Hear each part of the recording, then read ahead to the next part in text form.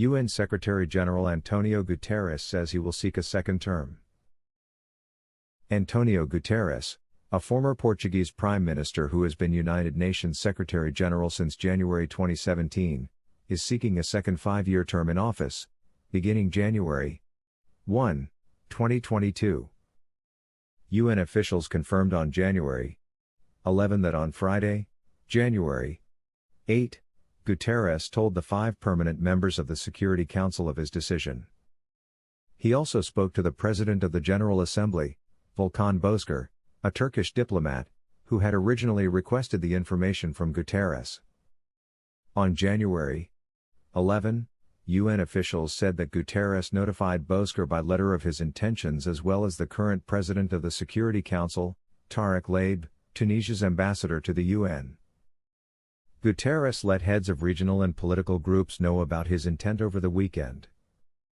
The permanent council members, Britain, China, France, Russia and the United States, will make their choice known in coming months.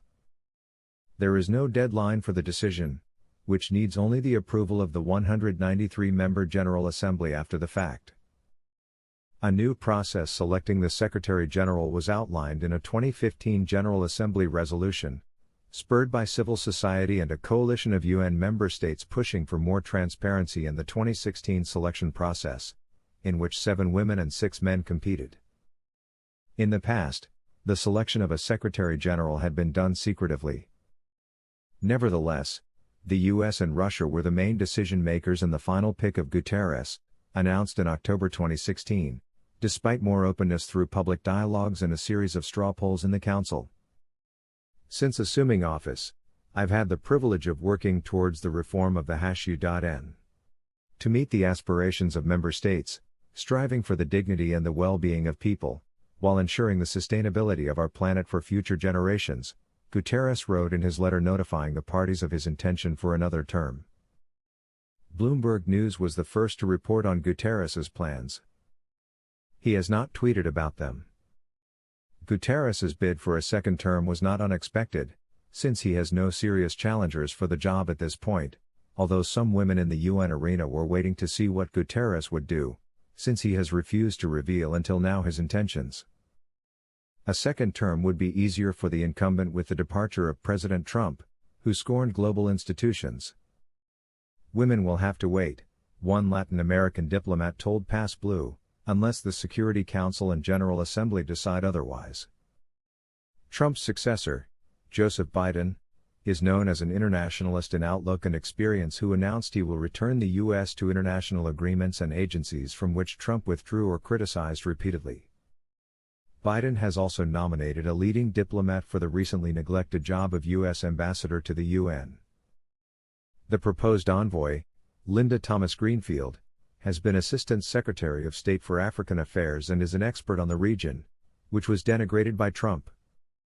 The UN spokesperson, Stefan Dujarric, said he didn't know if Guterres had spoken to Thomas-Greenfield since her nomination was announced.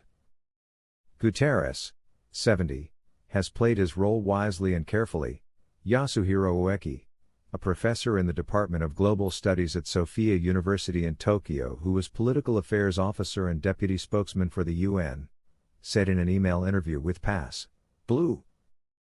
Just looking at the chances of Guterres getting re-elected. He has not made any enemy among the permanent members, Ueki wrote. The most challenging was Trump. Guterres has maintained good distance from him.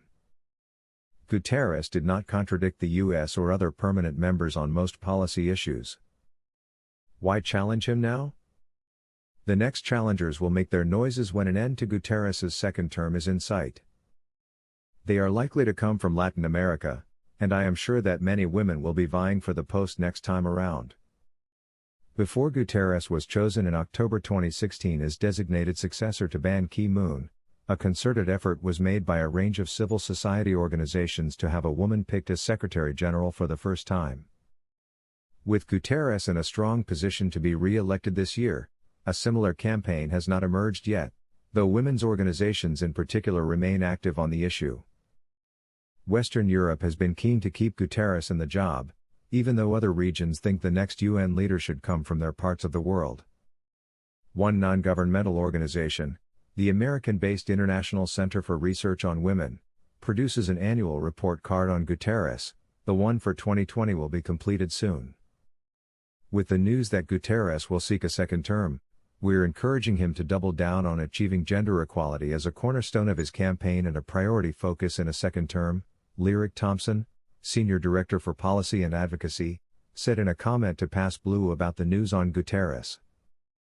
Where he has made great strides in advancing gender parity within the UN system and been a visible advocate for women's rights and gender in COVID-19 response and recovery, she wrote. In term 2, he should focus on increasing resourcing for gender equality and ensuring accountability for violations of women's human rights, within the system and globally. This should be a cornerstone of his campaign and a key focus of his final year of the first term, including leading the UN delegation to the Generation Equality Forum events in connection with the Commission on the Status of Women, this spring and summer, sending a strong expectation that from his office on down, all entities and governments alike are expected to make transformative commitments for which progress will be reported publicly over the duration of their 5 years. Human Rights Watch responded to the news about Guterres, saying in a statement, in part, if confirmed, he should not be handed a new term on a silver platter. The process should include multiple candidates who all publicly present concrete plans to improve the UN, including how to reinforce its human rights pillar at a time when some governments are actively working to undermine it. Guterres' performance on human rights over the past 4 years has been mixed, largely characterized by an unwillingness to publicly criticize rights-abusing governments by name and a preference for closed-door diplomacy. As for the next step in the process, Bozkır's spokesperson, Brendan Varma, wrote in a media summary on January 11, after speaking virtually to journalists, that General Assembly Resolution 69-321 requests the Presidents of the General Assembly and Security Council to start the process of soliciting candidates for the position of Secretary-General through a joint letter addressed to all member states. Bozkır spoke with his Security Council counterpart, Ambassador Laib, by phone on January 11 and is meeting with him tomorrow on the matter. Once they send a letter to the UN member states, more information will be provided, Varma said.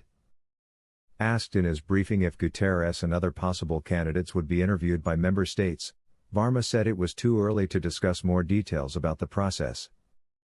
It is not clear, for example, if there will be other candidates. Varma noted that in the 2016 process, when member states agreed on having a more transparent and inclusive process, an incumbent candidate was not involved. So nothing set in stone about exact procedures or dates, he said in his summary, adding this would be determined and communicated to member states. He noted that a submission of vision statements or informal dialogues with member states and Guterres and other candidates in the process needs to be clarified.